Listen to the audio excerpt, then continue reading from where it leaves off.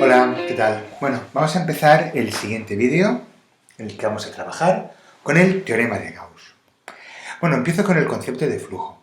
Es un concepto que va muy unido al concepto de superficie porque en la definición de flujo viene la idea de superficie. Mirad, el flujo de un campo de fuerzas a través de una superficie es una medida del número de líneas de fuerza que atraviesan dicha superficie. Tenemos dos conceptos unidos para el flujo: las líneas de fuerza, el campo, y la superficie. Vale, mirad. Si yo tengo un campo, en este caso el campo gravitatorio, que es un campo vectorial, y una superficie, las líneas de fuerza que caracterizan al campo pueden o no atravesar la superficie. El flujo es una magnitud que nos da idea de cuántas líneas de fuerza atraviesan una superficie determinada. Luego veremos qué utilidad tiene esto. Bueno, ¿de qué depende el flujo? El flujo depende de la intensidad de campo. Claro, parece evidente que si el campo es más intenso, hay más líneas de fuerza, el flujo es mayor, ¿vale? La cantidad de líneas de fuerza que atraviesan la superficie es mayor. Del área de la superficie, ¿vale? Habrá más flujo cuanto mayor sea el área. Y va a depender también de la orientación relativa entre el campo y la superficie, ¿vale? Vamos, la orientación que hay entre el campo y la superficie, ¿vale? Si yo me pongo, imaginaos que el campo gravitatorio, o un campo cualquiera, es la lluvia, y yo me pongo a taparme de la lluvia con una hoja de papel. El flujo del campo, en este caso la lluvia, a través de la hoja de papel será grande, pero si me pongo la hoja de papel de perfil, el flujo será pequeño. Esa hoja de papel no se verá atravesada por las líneas de campo, ¿vale? Bueno, esa es la idea, que depende de la orientación. Vale. Mirad, aquí os he recogido la idea anterior, ¿vale? Cuando más intenso es el campo, mayor es el flujo. Cuando más pequeña es la superficie, menor es el flujo. Superficie más grande, más flujo. Y depende de la orientación. Si comparáis las dos orientaciones, el flujo aquí es mayor que el flujo aquí. De hecho, aquí el flujo sería cero. Bueno, he intentado hacer el dibujo colocando la superficie perpendicular a las líneas de... Bueno, perpendicular, paralela a las líneas de fuerza. Bueno, ahora veremos eso de perpendicular y paralelo, cómo se caracteriza. ¿Vale? Bueno. El flujo depende del campo, de la superficie y de la orientación. Para caracterizar al campo tenemos el vector intensidad de campo, en nuestro caso el vector intensidad de campo gravitatorio. Para caracterizar a la superficie y a la orientación entre los dos, necesito algún tipo de herramienta. Bueno, vamos a ver cómo se caracteriza matemáticamente una superficie. Una superficie se caracteriza por tener un área y una determinada orientación en el espacio. Estas dos cosas nos las va a dar una magnitud física que recibe el nombre de vector superficie. Se representa por la letra S y se caracteriza porque su módulo coincide con el área de la superficie y es perpendicular en cada punto a la superficie. En consecuencia, me da el área y su orientación en el espacio. Conociendo el vector, sé cómo está orientada la superficie. Vale. ¿De dónde viene este vector característico S, este vector superficie? Viene de la definición de producto vectorial. Vamos a pensar en una superficie cuadrada que en el espacio vendrá definida por dos vectores. ¿Sabéis que dos vectores delimitan una superficie? Pues si yo considero la superficie delimitada por A y por B, solo por A y por B, esta pequeña superficie, ¿vale? Yo sé que su producto vectorial es un vector. Aquí debería haberlo escrito al revés, perdonad. Aquí, por definición de producto vectorial, aunque no vaya más, este es el vector A y este es el vector B, ¿vale? Vamos a ser lo más exactos, lo más exactos posible, ¿vale?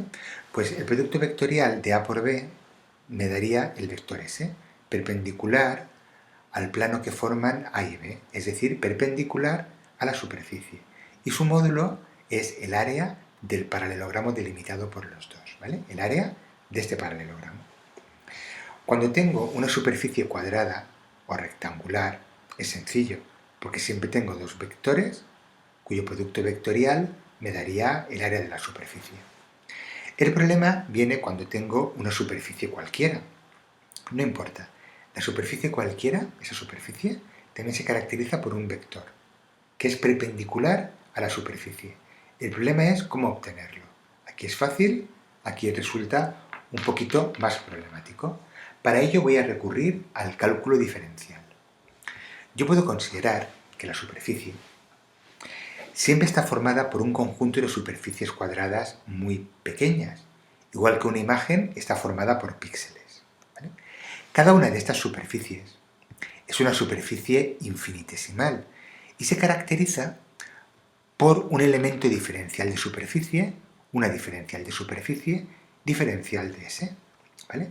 De manera que la superficie total es evidentemente la suma de las superficies infinitesimales, vamos, la suma de todos los elementos diferencial de S. Sabéis que la suma de todos los diferencial de S es una integral. Cada uno de esos elementos diferenciales tendría un vector característico que voy a representar por diferencial de S vector. De manera que el vector total sería la suma de todos estos vectores. Vamos, la integral, ¿vale? Bueno, ya sé cómo puedo caracterizar una superficie cualquiera, dividiéndola en superficies infinitesimales y sumándolas, ¿vale? La suma de todos los vectores infinitesimales me daría el vector total, el vector superficie. El módulo de este vector superficie coincide con el área de la superficie. Definición de flujo. El flujo se define como el producto escalar del vector campo, en este caso campo gravitatorio, por el vector superficie. Si lo defino de esta manera, el flujo a través de una superficie infinitesimal, ¿vale?, pondré un elemento diferencial de flujo. Bueno, el flujo se representa por esta letra griega. Esto sería el flujo a través de una superficie infinitesimal. Si tengo una superficie grande, el flujo total será la suma de los flujos a través de las superficies infinitesimales en las que puedo dividir la grande, es decir, la integral. Bueno, pues aplicando la definición de flujo infinitesimal, tengo el flujo total. Esta fórmula es general, general, en este caso particular para el campo gravitatorio, pero es general si aquí pongo el vector intensidad de cualquier otro tipo de campo. Si el campo, en este caso el gravitatorio, fuera constante, sabéis que las constantes se pueden sacar fuera de las integrales. Pues las saco fuera de la integral. Y la integral de diferencial de S, la suma de todos los vectores infinitesimales, me da el vector total. Esto es un producto escalar. Pues sabéis que esto es módulo de uno, módulo del otro, por el coseno del ángulo que forman. Vamos, que el flujo depende del campo, a más intensidad más flujo, de la superficie, a más superficie más flujo, y de la orientación, vamos, del ángulo entre S, el vector característico de la superficie, que es perpendicular a esta, y el vector campo, en este caso, el vector campo gravitatorio. Bueno, ¿en qué se mide el flujo? El flujo se mide en, miradlo, el flujo tendrá unas unidades u otras dependiendo del tipo de campo. Como nuestro campo es campo gravitatorio, se expresa en Newton por kilo cuadrado, por superficie, por metro cuadrado. Newton por kilo cuadrado. Perdonad, he visto el cuadrado y se me han ido los ojos. En Newton por kilo por metro cuadrado, ¿vale? Newton por kilo por metro cuadrado. Campo por superficie. ¿Vale? Sabéis que el coseno no tiene unidades. Vale. Vamos a trabajar un poquito con esta fórmula para entenderla mejor. Mirad, dos casos. Si la superficie es perpendicular a las líneas de fuerza, ¿vale?, eso es porque el vector característico es paralelo al vector campo. Forma un ángulo de 0 grados. 0 o 180 si fuera al revés, no me importa. No me importa que el flujo sea positivo o negativo ahora. Me importa su valor absoluto, vamos. En este caso he considerado que son paralelos, el ángulo es 0, coseno de 0 es 1, con lo que el flujo sería campo gravitatorio por superficie, ¿vale? Porque el coseno es 1. ¿Vale? Tendría un valor de flujo máximo. Cuando la superficie es perpendicular a las líneas de fuerza, el flujo es máximo. Cuando la superficie es paralela a las líneas de fuerza, el vector es perpendicular, ¿vale? He intentado dibujar el campo de tal forma que el vector característico sea perpendicular. Es decir, imaginaos que el campo tiene la dirección de la diapositiva y la diapositiva es la superficie. Su vector característico saldría hacia mí, hacia afuera. Bueno, pues superficie paralela significa vectores perpendiculares. Vectores perpendiculares, 90 grados. Coseno de 90, 0. En este caso, el flujo es 0. Vale, continuamos. Como hemos dicho antes, el flujo puede ser positivo o negativo en función de que las líneas de campo sean entrantes o salientes. Vamos, en función del ángulo. Mirad, si las líneas de campo son salientes, ¿vale? Yo tengo una superficie, se caracteriza por, cada parte infinitesimal de la superficie por un vector diferencial de S, ¿vale? Pues si las líneas de campo son salientes, el ángulo que forman diferencial de S y el campo es 0, coseno de 0, 1. El flujo es positivo. Sin embargo, como es el caso del campo gravitatorio, si las líneas son entrantes, el vector característico de la superficie y el campo forman 180 grados. Coseno de 180 grados menos 1. Con lo que el flujo sería negativo. ¿Vale? Dos posibilidades. Para el campo gravitatorio, el flujo siempre es entrante hacia la masa. Luego, para el campo gravitatorio, el flujo siempre es negativo. Vale. Bueno, teorema de Gauss para el campo gravitatorio. Vamos a considerar una masa cualquiera y una superficie cerrada que rodea a dicha masa. ¿Vale? Las líneas de campo que crea esta masa son evidentemente líneas de campo entrantes y habrá un flujo de las líneas de campo que atraviesan esa superficie. Pues muy bien. El teorema de Gauss relaciona el campo gravitatorio creado por esa masa, ¿vale?, con el valor de dicha masa. Voy a obtener su valor, porque esto me da un resultado determinado. Voy a hacerlo con un caso específico, muy concretito y muy fácil, pero el resultado tiene validez general. Vamos a verlo. Voy a considerar que tengo una masa puntual. Esa masa la rodeo por la superficie más fácil, una superficie esférica de radio r. Esto me simbolizaría una porción infinitesimal de superficie. Bueno, en ese punto, situado a una distancia r, habría un valor de campo gravitatorio. El campo sería entrante hacia la masa. Esa superficie infinitesimal, se caracterizaría por un vector diferencial de S, perpendicular a la superficie, y que formaría con el campo un ángulo de 180 grados. Bueno, pues el flujo total a través de toda esta superficie sería flujo igual a la integral, a la suma de los flujos a lo largo de toda la superficie del producto escalar de G por diferencial de S. Vamos, de G por S por el coseno del ángulo que forman. Como ya hemos dicho que el ángulo que forman es 180 grados, el coseno de 180 grados es negativo. El coseno de 180 grados es menos 1, pues el menos este lo pongo delante. Vale. El campo gravitatorio aquí es diferente al campo gravitatorio aquí, pero diferente solo en dirección, y en sentido, ¿vale? Es atractivo, pero cambiaría el sentido.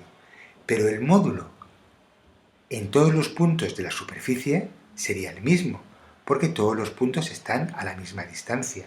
Y por simetría, el campo es el mismo, aquí, aquí, aquí, aquí, o en cualquier punto de la superficie.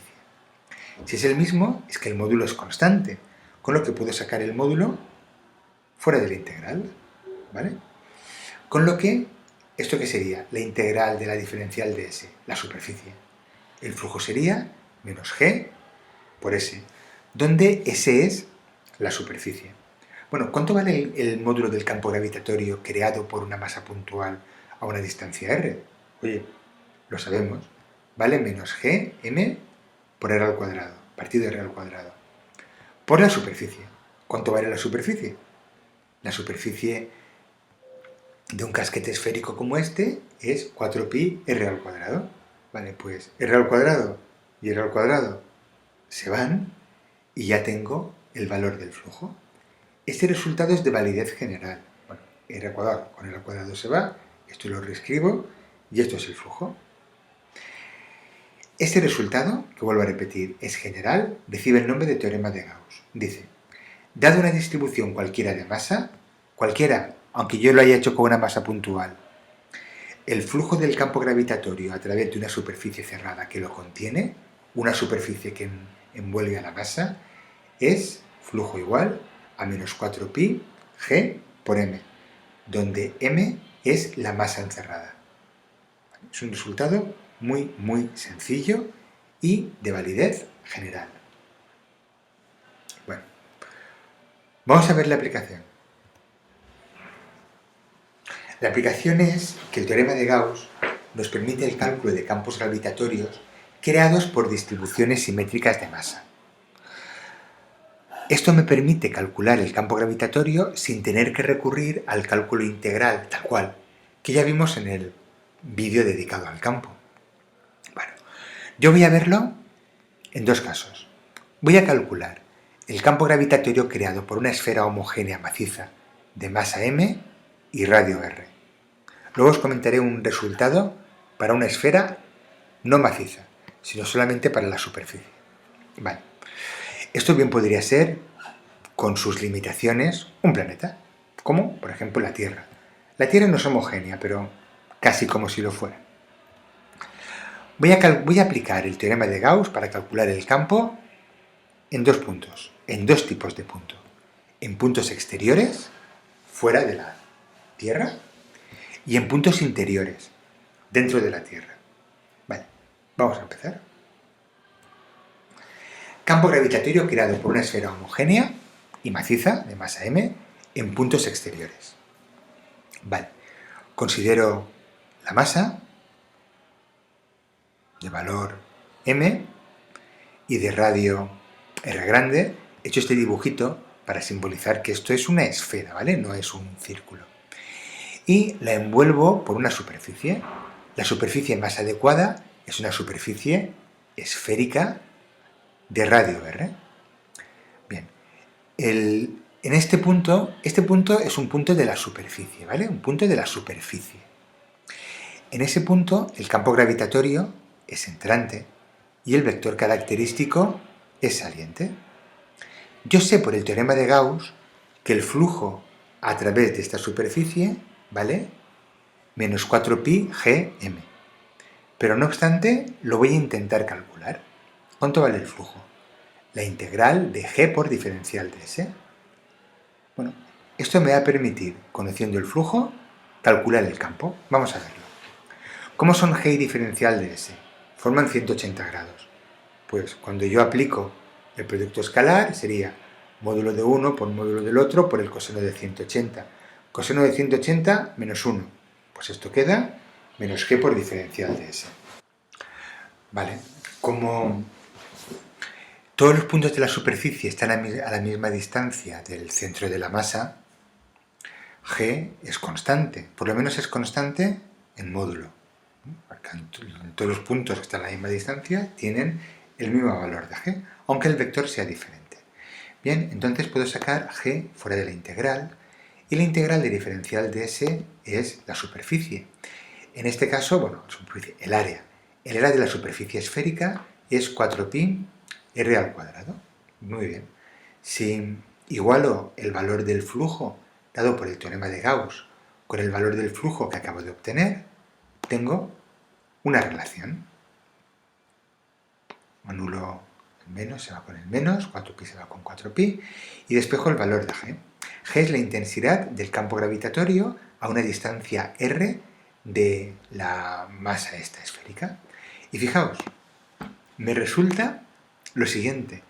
El campo creado por una esfera homogénea maciza de masa m en puntos exteriores es igual que el campo creado por una masa puntual del mismo valor situada en el centro de la esfera.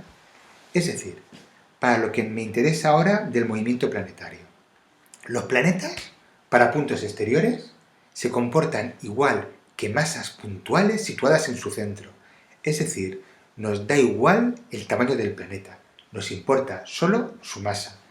Bueno, en lo que hace referencia al campo gravitatorio creado de la superficie para afuera. Si quisiera calcular el campo en la superficie, aquí sustituiría el valor de R por el radio del planeta. Bien, pues vamos a continuar. Esperad un segundito que necesito pasar la diapositiva. Pues vamos a continuar. Bueno, lo que os decía, algo importante, no depende de las dimensiones de la esfera. Vamos, si la esfera es un planeta, no depende de las dimensiones del planeta, solo y única y exclusivamente de su masa. Vale. Bueno, vamos a ver el campo gravitatorio creado por una esfera homogénea, un planeta, en puntos interiores. Vale. Hacemos el planeta grande porque vamos a meternos dentro de él. Tiene masa m, radio r, y me interesa el campo dentro, en un punto de dentro. Luego ahora, la superficie que envuelve a la masa no envuelve a toda la masa por fuera, va a envolver a una porción de masa por dentro. Va a tener un radio r, de manera que yo quiero calcular el campo gravitatorio aquí, en este punto del interior de la masa total.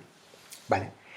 Si me fijo en la masa que hay dentro, esta masa va a crear un campo gravitatorio en este punto hacia adentro. Y esta porción infinitesimal de superficie se caracterizará por un vector saliente. Bien, yo sé que el teorema de Gauss me dice que el flujo del campo creado por toda esta masa a través de toda esta superficie viene dado por esta formulita, donde m' es la masa encerrada. Claro, es diferente a la masa total. Muy bien. Ahora, aplicando la definición de flujo, lo que os digo, ¿no? Masa total, masa encerrada. El flujo es la integral de g por diferencial de s. Sabemos ya que g diferencial de s forma 180 grados, coseno menos 1. Sabemos ya que g es constante, lo hemos hecho ya unas cuantas veces. G lo sacamos fuera. Bueno, g no es constante siempre, es constante en este caso. Y la integral de diferencial de s sería s, con lo que al sustituir s por su valor, como s es el área de la superficie esférica, es 4pi r al cuadrado. Igualando los dos flujos, como siempre el signo menos se va, el 4pi se va, me queda un valor de g. ¿Podéis pensar igual que antes? Sí, igual que antes, pero con una sutil diferencia. Esta masa es la masa encerrada, no es la masa total. Tenemos que relacionar la masa total con la masa encerrada. ¿Y mediante qué están relacionadas? Obviamente, a través de la densidad. Era una esfera homogénea. Muy bien. La densidad es masa partido volumen. Cojo mi dibujito. Y como la densidad es igual, porque es una esfera homogénea, es la misma la de la masa encerrada aquí dentro que la de la masa total. Vamos, que masa total partido volumen total es igual que masa encerrada partido volumen de la masa encerrada. ¿Cuánto vale el volumen de una esfera? 4/3 de pi por r al cubo. Eso sería para la esfera grande. Para la esfera interior, 4/3 de pi por R pequeñita al cubo. Acordaos, ahora R pequeña es más pequeña que R grande. Muy bien, pues como lo que me interesa es saber el valor de m', despejo m' de la ecuación de arriba, es m v' partido v, sustituyo el valor de v' y el valor de v. Ahora, pues empiezo a simplificar. 4 tercios y 4 tercios se va, pi y pi se va, ¿vale? Cojo la formulita que he obtenido, g igual a gm' partido r al cuadrado, y sustituyo el valor de m' en esa fórmula. M por r al cubo partido r al cubo. Vale. Operando esto, vamos, simplemente este r al cubo y este r al cuadrado me queda una r arriba y el r al cubo pasa abajo multiplicando. Me queda este valor para el campo gravitatorio. Esto sería el valor del campo gravitatorio en el interior de una esfera homogénea de masa m y radio r. Aquí sí que depende en cierta forma de las dimensiones. Bueno, depende de la relación. Esto es válido para una esfera homogénea. La Tierra no es homogénea. Luego, esto no me valdría exactamente para ella. Sin embargo, la fórmula para puntos exteriores, sí. Bueno, resumiendo, tengo el interior y el exterior. Para el interior, esta fórmula. Para el exterior, esta que ya conocíamos. Y para la superficie, las dos deben coincidir. Si aquí sustituyo r por r, me sale lo mismo que si lo hago aquí. Gm por r al cuadrado. Fijaos en una cosa. Este es el valor máximo. Luego, la gravedad va disminuyendo. Dentro de la superficie, dentro de la esfera, disminuye linealmente y fuera disminuye con el cuadrado de la distancia. Si hago una representación de g frente a r, puedo ver muy clara cómo es esta disminución. Vale, mirad, represento el valor de g en la superficie. Vale, sería para un valor de r pequeña igual a r, el radio. Esto decae linealmente. Aquí tendría este valor, que es el valor máximo, y en el centro de la Tierra, o de la esfera, con r igual a 0, m por 0, 0. La gravedad, 0. Y esto ha decaído linealmente, es una recta. ¿Esto cuándo vale 0? En el infinito. Pues lejísimos vale 0. Y esto decae con el inverso del cuadrado. Decae una curva. Bueno, espero que os haya valido el vídeo y nos vemos en el siguiente. Chao.